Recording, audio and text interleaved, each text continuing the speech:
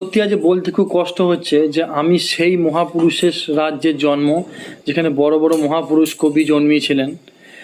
সেই রাজ্যে পশ্চিমবঙ্গে আজ কোনো মহিলা সেভ নেই, কোনো নারী এই রাজ্যে সেভ নেই।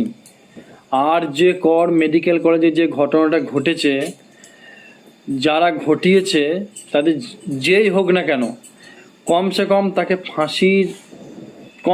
তার যেন ফাঁসি হয়। আর সবাই মিলে তার প্রতিবাদ করুন।